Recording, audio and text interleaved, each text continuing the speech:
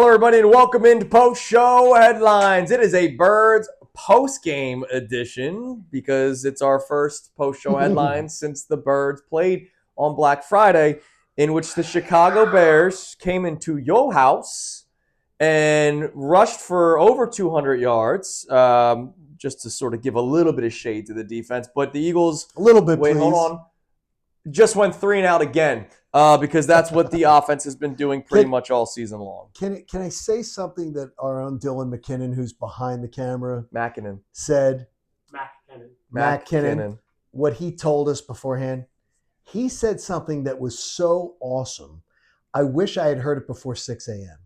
He said that game on Friday made him not want to watch sports all weekend. Oh, yeah. Now, he would have missed 2 spectacular Flyer games. So that would be a problem. But I get the feeling because yesterday I didn't get into football yesterday till late in the 1 o'clock games, and then in the 4 o'clock games I'm watching sort of Red Zone. And you know what I mean? Coop, it sort of ruins your. Coop kept on asking me to play, and I kept on saying, "All right." I wasn't. Yeah. It does. So every once in a while, it impacted the mood. Dylan McKinnon really does come up with some really good stuff every once in a while. All right, 5 downs, 2 minutes apiece, then we get the hell out of here. We should only do 3. We should. I'm serious. At this point, it would just make more sense if we only did 3 because the Eagles go 3 and out. Yes. Like, we got to stop with this 5th down thing because they don't do 5 plays. It's terrible. They stink. The offense sucks. Okay. What do we got? How could Jeff Lurie and Howie Roseman just sit by and let Nick Sirianni say nothing's changing? They can't. Are you sure? Because I've heard nothing. I've heard no rumblings that something's going to change. And as far as I know, Nick Sirianni and Howie Roseman, they lived through 2023 when 2 creams, 1 sugar, Brian Johnson, who is now getting coffee again for Dan Quinn down in Washington. They lived through that. All right, you want tinfoil cap theory? Yes. Because this happens to me sometimes. What's that? I still, that's a tinfoil cap? Yes. Looks good. I still, for the life of me, right, do not believe that Nick Sirianni made the call from the side of Patricia. I still don't believe it. Oh, I don't believe he did either. I believe Howie. No, I think you're right. No, I think you're right. I hired this guy. Right. I think you're right. Just in case. So we're going to have him just in case. I think you're right. And so I think Howie put the foot down, said, this Desai guy that you hired is not good. We're going to bring in Patricia. But as Sirianni always does, he takes the blame, fell on the sword. Maybe there's a behind closed doors. Hey, he's your guy, then you can ride with him. Because I'm telling you this: if they're gonna let Nick Sirianni drive the Super Bowl championship car into the ditch with his buddy, I'm going to lose my mind. I'm going to lose my mind. I am saying to Nick Sirianni, pull the car over, and I'm saying, get in the driver's seat. You drive this car. You're driving it. I want to see what you can do I want to know going forward who we have as a head coach and what you actually can do, because you're not getting fired at the end of the year. No, he's not going anywhere. But I sure as hell need to know what more can you do around here? And so, oh my gosh, it drives me crazy. He's not going to take over play calling duties. It's crazy. If anything, it'll be Leffler.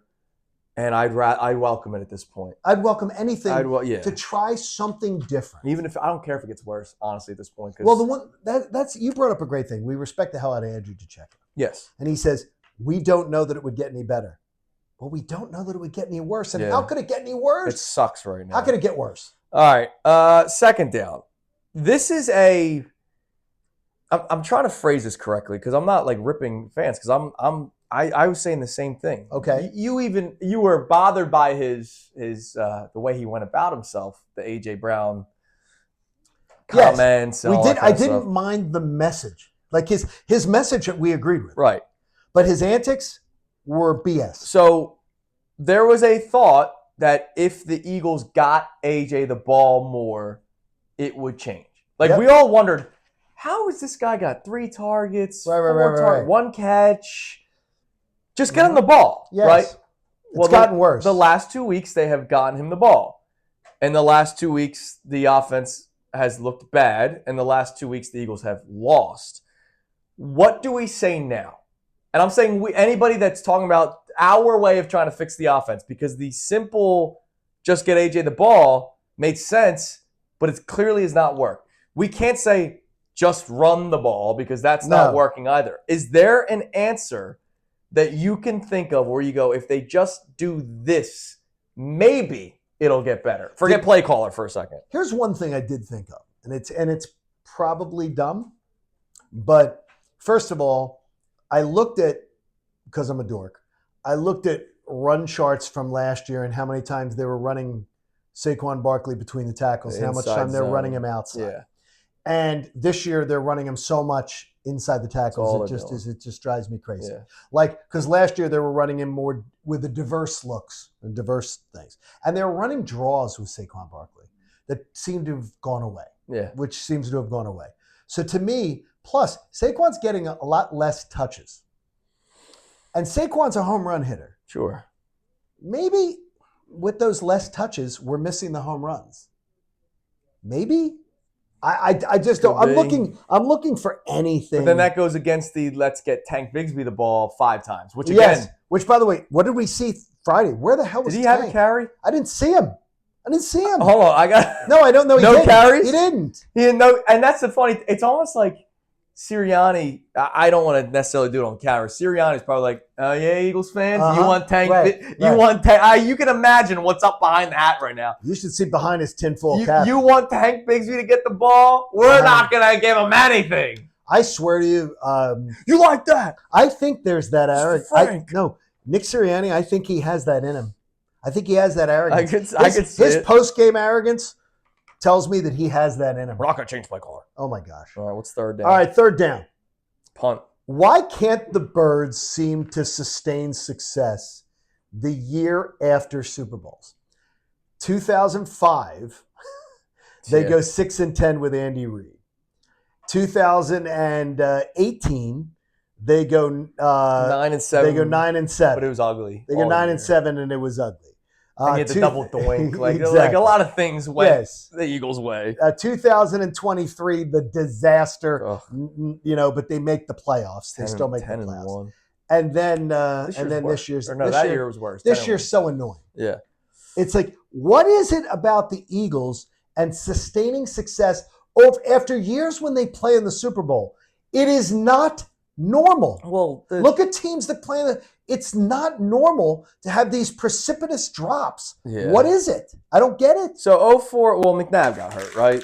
Oh yeah, in 05. That one makes sense. Yeah, but the Eagles had good backups. Yeah, but here's that one. They played a lot of football during that stretch, right? NFC Championship. Yeah, they kept playing. Yeah. So I could see that, right? Fall off. Right. 18, they caught lightning in a bottle in 17. They did, and we love it. Yeah, but but what was it? 9-7. Yeah, they should better than 9. Yeah, but it was ugly. I got you. 23 and this year I can't excuse. I have no idea, other than coordinators. And here's the deal. It's going to kind of lead into our next thing. My answer will be the coordinator. Okay. The offensive coordinator. So 4th down. Kind of goes okay. Right in there. Great lead in, Johnny. Is there any way? I mean, anyway, and I'm not sitting here saying to do it. All right. Is there any way Lurie and Roseman would look at Sirianni differently after this season comes to an end? If it collapses the way that it is continuing look at him to differently? Absolutely. Almost as far as Mike Sealski wrote an article for the Inquirer where regardless of the success Sirianni has had, he should not have like this stability that other successful head coaches have had because the problems are the same.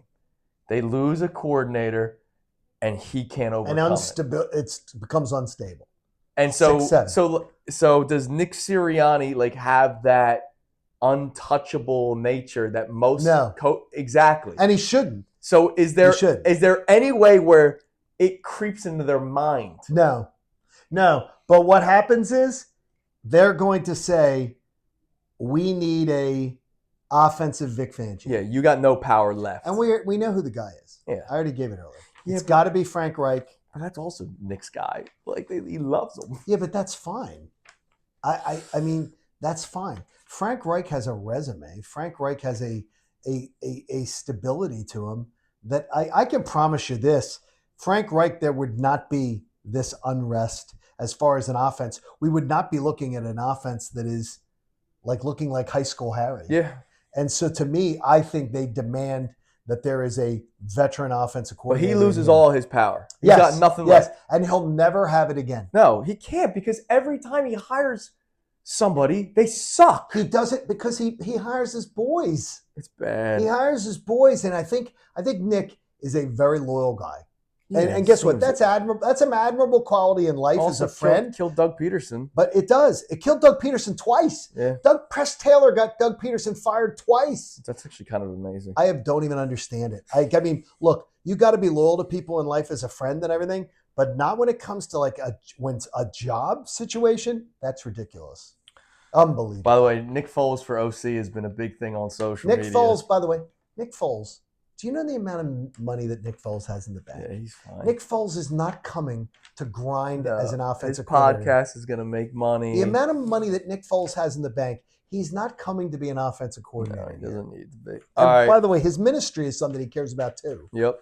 By the way, pray for us, Nick. Yes, that'd be nice. Pray for us, Nick. Bet reaction. If Jalen Hurts looks at Dallas Goedert streaking wide open down the middle of the field, my Goedert parlay would have hit. Would have hit. Really it was 3 catches, over 33 yards, and a touchdown. Mm-hmm. And he had 2 catches for 27 yards, which, by the way, one of those was a 22-yard play. Mm-hmm. And they went away from it, which that's another Kevin Patullo thing. So, yeah, I missed out on my parlay by Jalen. He was wide open. That wasn't Patullo's fault. That was Hurts just not looking at freaking wide open Dallas Goedert. And Jalen was terrible. He was bad. Jalen killed mine. I'm not even going to say anymore. Jalen, I don't want to beat you up too bad. Your Bears Eagles -10 didn't hit either. You're sliding 9.5. Your sliding scale. It was 9.5. Don't bring it up again. It was terrible. They were 7-point favorites. They were 7-point favorites. No, they were 9.5-point favorites on my app. Yeah, because you changed it. I opened up the app and it laughed at me. Yeah, the BetParks app Honestly, said it should have taken more money from you. The BetParks app said bet more. If you put $10 down, they should have taken an extra $2. When I opened it up, it said, because I've been taking some money from BetParks this year, I've been following my picks, but it said bet more. Dope. What can you do? It's always the one-leg parlay insurance. They should do a take more money from bad bets. Well, here's what I would say to you again. I've had a buddy of mine with it works and works big with the MGM Sportsbooks out in Vegas, and I've gotten to see the whole operation behind the scenes. He says, find bets you like, one-leg bets, and bet them. Yeah. And he says you're going to make more money betting over-unders than anything. That is where you make your money. Over-under bets are the easiest bet for the amateur bettor to win. Well, we hope you all had a wonderful Thanksgiving, a wonderful Black Friday, a wonderful weekend. Tomorrow we'll continue to talk about the Eagles. Hopefully the Flyers win again. That would be nice. That'd be nice. See you guys. Hey guys, Anderew Salciunas, host of Kincade and Salciunas. Just want to thank you for checking out all of our great videos that we have on our YouTube channel every single day. Make sure, if you can, please like and subscribe and check out all the videos that we have on our YouTube channel, whether it's for us, Kincade and Salciunas, of course, our midday show, as well as Unfiltered with Bill and Ricky.